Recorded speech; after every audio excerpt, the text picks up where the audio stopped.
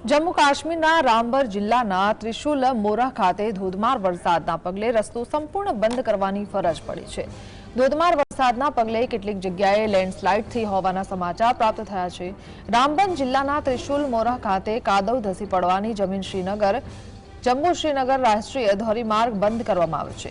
એક ટ્રક કાદવ ધસી પડવામાં ફસાઈ ગયો હતો। તેના ડ્રાઈવર અને સહ-ડ્રાઈવર સુરક્ષિત બહાર કાઢવામાં આવ્યા હતા। રામબન એસએસપી આદિલ હમીદે જણાવ્યું છે કે ભારે વરસાદના કારણે નેશનલ હાઈવે 44 બંધ કરીને સફાઈ શરૂ કરવામાં આવી છે, જેથી જમ્મુ અને શ્રીનગર હાઈવે બંધ કરવામાં આવ્યો છે। रात भर से हल्की हल्की बारिश हो रही थी। उससे सुबह 7 बजे के करीब थोड़ा सा स्लाइड यहाँ आया था, लेकिन उसके बाद हैवी रेनफॉल हुआ है, जिसकी वजह से मल्टीपल लोकेशंस में जो है नेशनल हाईवे 44 जो है बंद हो गया है। हालांकि क्लियरेंस जो है अभी स्टार्ट की है। एक जगह यहाँ से बड़ी मुश्किल से जो हमारे क्लियरेंस वाली पार्टी है उसके ऊपर पानी आ गया था।